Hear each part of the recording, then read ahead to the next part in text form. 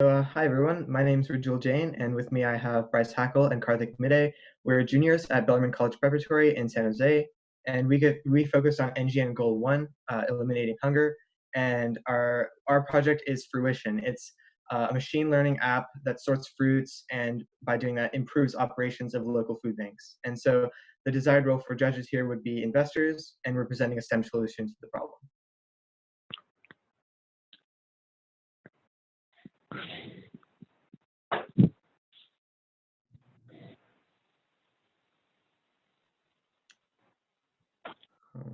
I think is your mic muted? Seems to be. Hold on a second.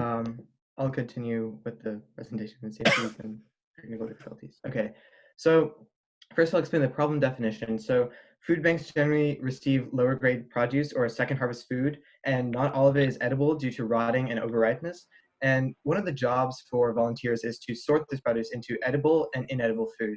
Our main goal is to make this process more efficient. So our solution is targeted towards food banks and those who are food insecure in our local communities. So one eye-opening statistic from a recent study by Second Harvest Food Bank states that 1 in 4 people in Silicon Valley are at risk of hunger, and up to 60% of food bank recipients are at high risk for foodborne illnesses. And so both of these stats show the reality of the hunger crisis in Silicon Valley. Next slide. Okay. So we'd like to answer the question, why is there a need to change the process that's currently in place in food banks? So in order to distribute food to recipients, one must first unload and unpack massive bins of food, and then sort one by one out of these massive bins of food into smaller boxes or bags suitable for the recipients. And we also have to keep an eye out for inedible goods, and then finally distribute. So this process is all done in like a 2 or 3 hour window. However, this is inefficient because food gets wasted and often doesn't reach the recipients. And that's why there's a clear need for an increase in efficiency and food safety in food banks operations. So the solution that we propose for this problem is a computer vision app. Our intelligent application can easily find inedible food quickly and cheaply in comparison to algorithm-based food graders. This will increase efficiency and provide safer food for those who depend on food banks while minimizing waste. Our project is like Google Lens, which is a phone app that identifies everyday objects. In that we both use machine learning to identify objects. So for our prototype demonstration, I'm going to explain how it works and then we'll show a video. So first we detect a fruit using a machine learning model from TensorFlow that detects objects. And then we crop the image to isolate so it's only the object. And then we then identify any issues with the fruit. And after that, depending on the significance and the number of the defects found in the fruit, we classify it into either being edible or inedible. So next we're going to show a video. We were unable to actually we were unable to show our prototype working in Second Harvest due to coronavirus. So, but it does work at home and we did that. So let me show you that.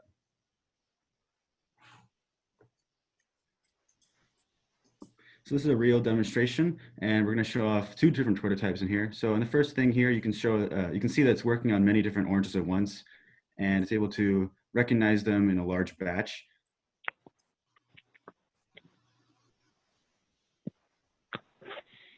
And here it is on identifying them in a grid fashion.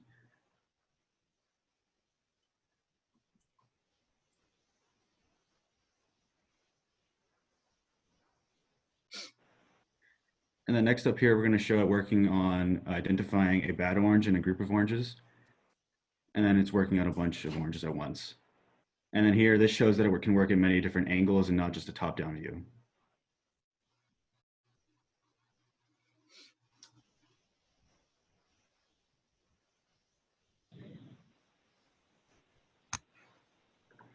All right.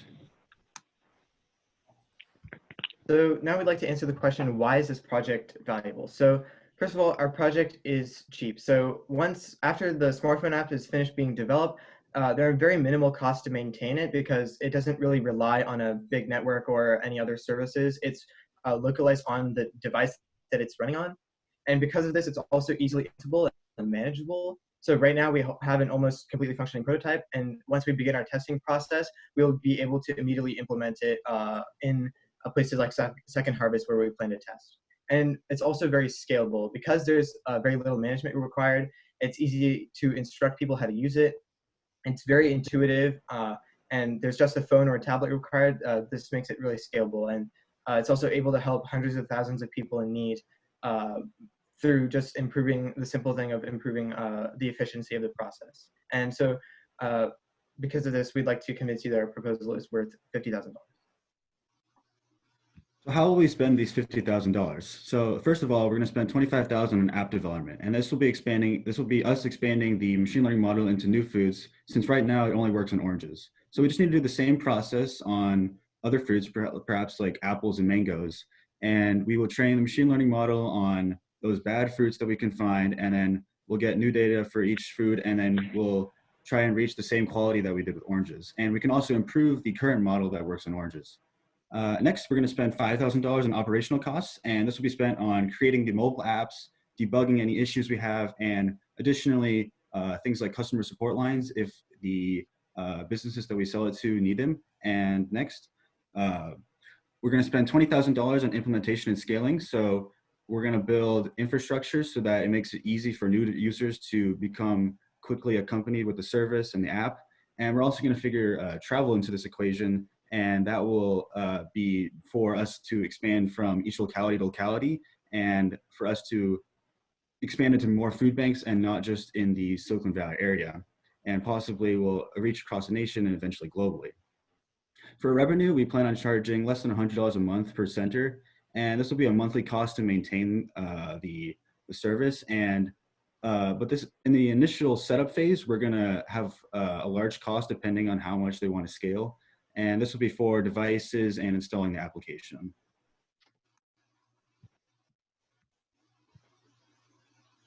So now I'd like to talk about our sales and marketing approach. So in order to reach the widest audience and have this app work in the most situations, we decided to make it available on Windows, which is what you saw in the prototype video, but also Android, iOS, and web. And so our stakeholders are Silicon Valley food banks. So especially Second Harvest, which we've mentioned before. So we actually already had a test run set up with a local Second Harvest Center whom we've been working with for a while. And there's a sort of an email confirmation on the screen there. But however, due to lockdown, this was unable to occur. So we plan to reschedule for as soon as possible because we want to get this going, and we want Second Harvest to see the potential and the efficacy of this product in action, and to help the thousands affected by the situation. And so, yeah, essentially we're going to be building a relationship with local food bank centers and then scaling in 3 phases. So first is Silicon Valley food banks, then is across California, and finally we're going to parallelize expanding to select national organizations and implement selectively in places like the UK, where there's also a food bank system. So some of our competitors include Amazon and RSIP Vision, but currently they're in the research phase, and they also are a different niche than ours.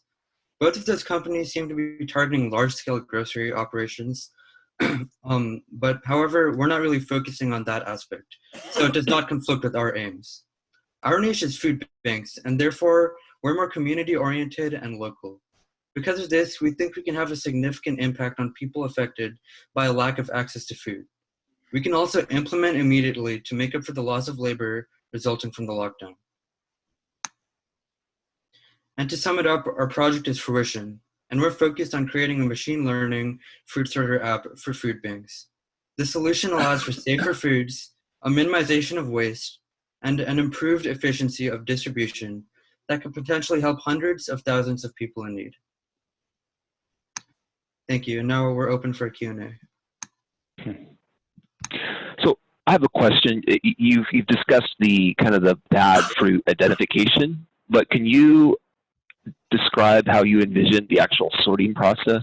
I know you didn't have the opportunity to get to Second Harvest, but what would that look like, kind of step by step for the user? So essentially, what we imagined was the fruits themselves arrive in these massive bins, as we showed. So we sort of envisioned that currently how it works is they sort of take it off in like levels. So like there's like maybe 10 levels, and they sort of sweep like a whole section off. And so we would just sort of put the camera over that section, and whatever bad fruits are identified, just pick those out immediately and then move on to the next level. So it's more like a one fruit thick level, and it sort of works like that. Oh, that's interesting. So you're able to do it kind of in the actual crate. You pull them out and scan it on the way out. That's really cool. Yeah. Thanks. I have a question.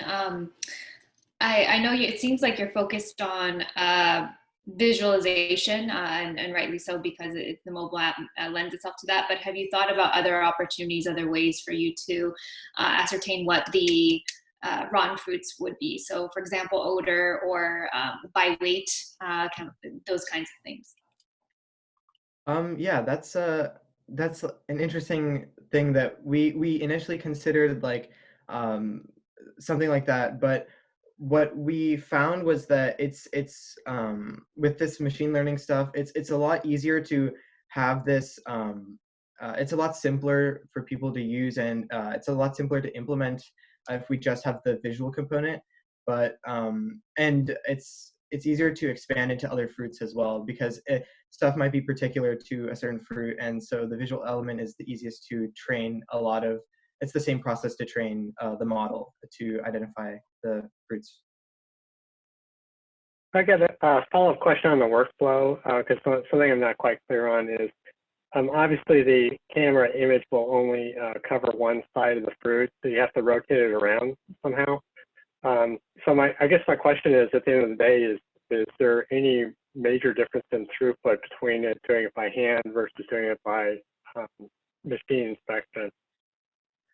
Yeah, so that's a good point. With some defects might not be visible on one side of the fruit, and if it's not on that side, then it might not be able to pick it up. But what we thought of was that it's more about like how many you can see at a time. So in that big that sort of big bin, there will be multiple fruits that you will be able to see on the same level, rather than just one at a time. So what we're focusing on is the ability to see all of the defective fruits at the same time. And once you take those out and you shift it to boxes, I think maybe if you have a second stage of the process, it'd be increase the chance that all of the defective fruits will get identified, because they will get turned around in orientation and transporting to the normal boxes that recipients receive. Okay, thank you.